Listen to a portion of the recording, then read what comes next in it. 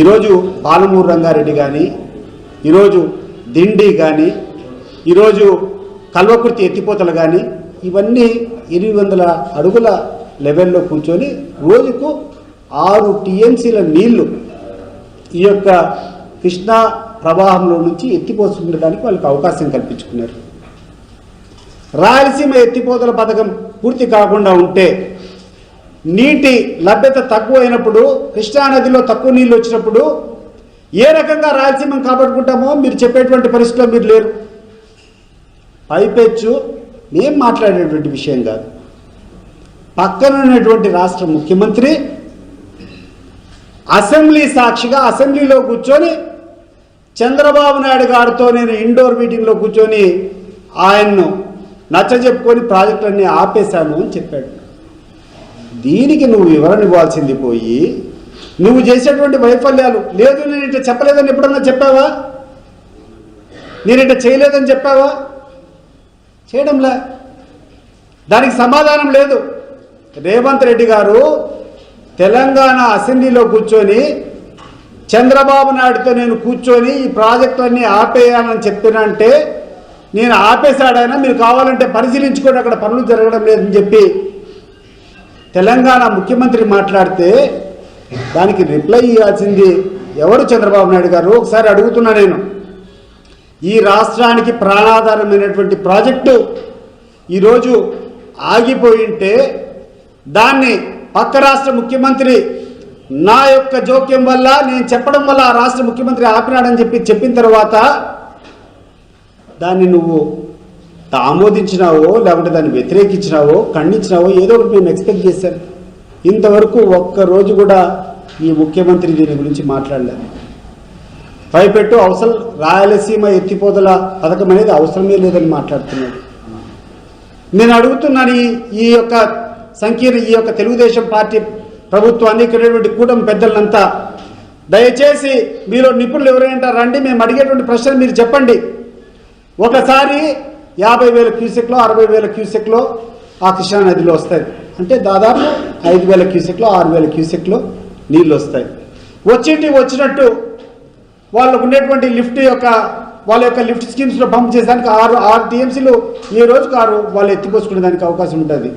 ఈ నీళ్లు 840 అడుగులకు పైన చేరేది ఎప్పుడు, 880 అడుగులకు చేరేది ఎప్పుడు, మా రాయలసీమకు నీళ్ళు వచ్చేది ఎప్పుడు? చంద్రబాబు నాయుడు గారు మాకు అర్థం కాలేదంటాడు ఆయన.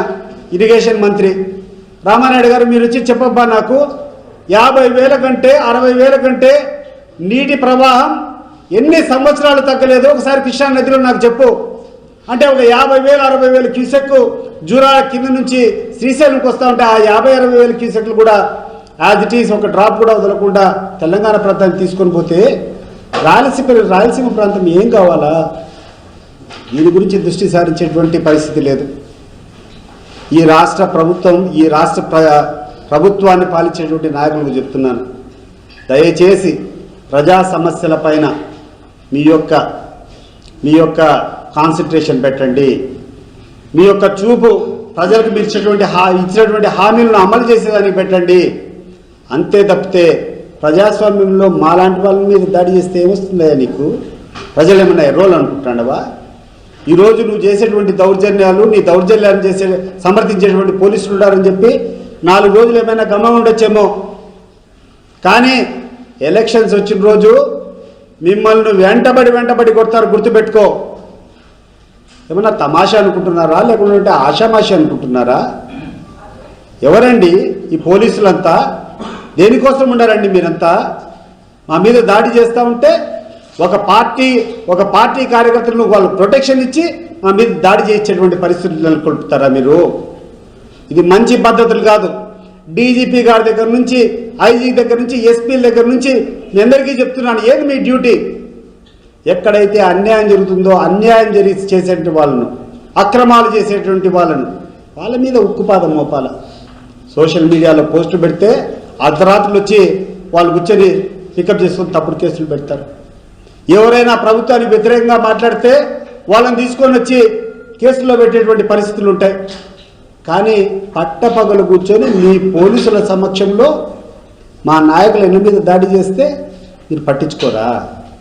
పైపెచ్చు మళ్ళీ మా మీదనే నిందల్లో మోపుతారా? మీకు ఒక న్యాయం, మాకు ఒక న్యాయం ఉంటుందా? మరి మీ గుంటూరు జిల్లా మహిళా నాయకురాలు ఆమె గ్రంథాలయ సంస్థ చైర్మన్ ఎవరుందో ఏం చర్య తీసుకున్నారు?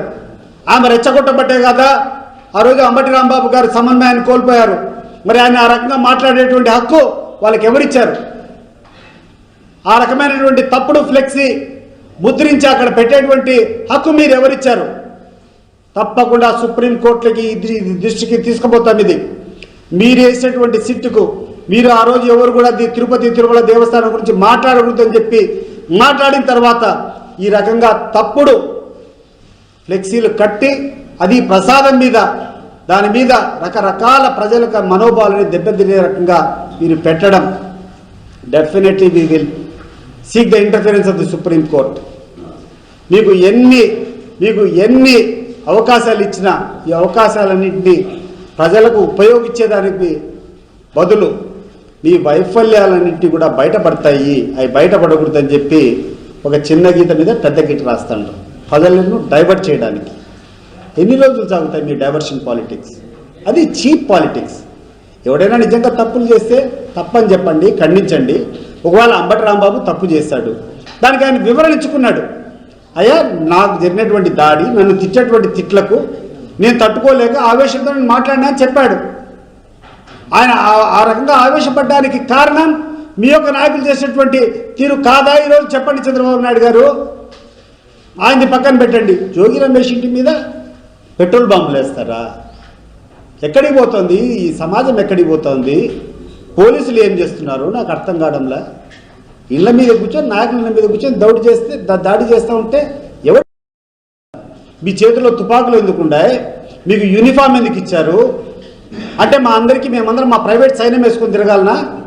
ఈరోజు నేను ఒక్కనే తిరుగుతా, నాకు ఎటువంటి భయం లేదు.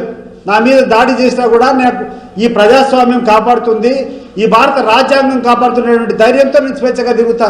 ఆ స్వేచ్ఛను నాకు కల్పించాల్సినటువంటి బాధ్యత ఇక్కడ పోలీస్ అధికారులది. మరి మీరేం చేస్తున్నారు ఈరోజు? సామాన్య వ్యక్తులు, సామాన్య పౌరులు పక్కన పెట్టు. ఈరోజు రాష్ట్రాన్ని కొన్ని ఏళ్లుగా పరిపాలించి ఈ రాష్ట్రంలో అనేక పర్యాయాలు ప్రజాప్రతినిధులుగా ఎన్నికైనటువంటి ఇళ్ల మీద దాడి చేస్తా అంటే కూడా ఈరోజు మీరు చూస్తూ ఊరుకోవడం వల్ల కాదా ఇవన్నీ జరిగేది? This is high time.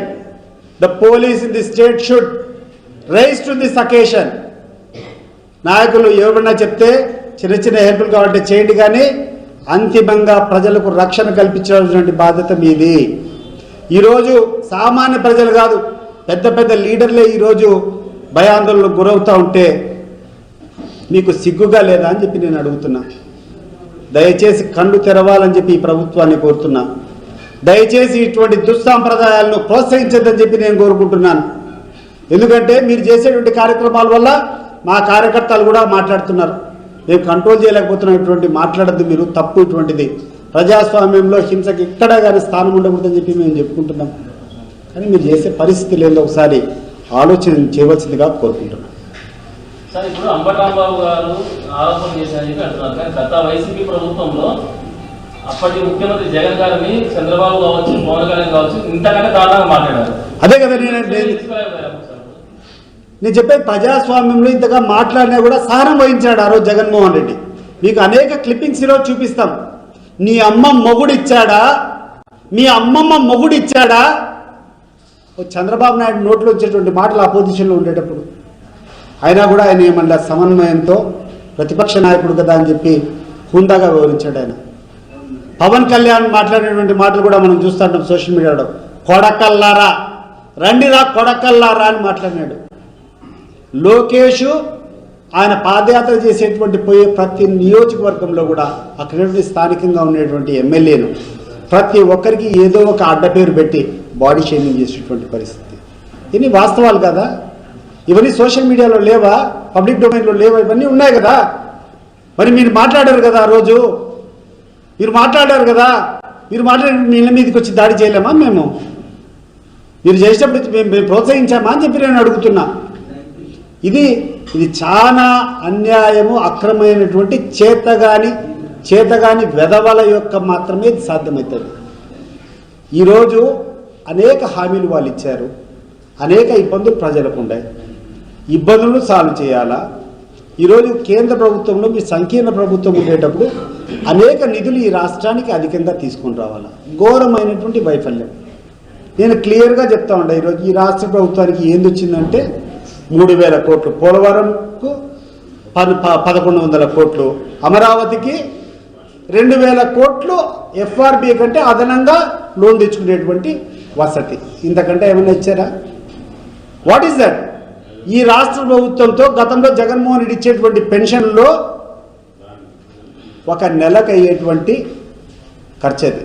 దాన్ని సాధించి ఈరోజు మీరు సైలెంట్గా ఉండి ఇవన్నీ మా మీద వేసేటువంటి పరిస్థితులు.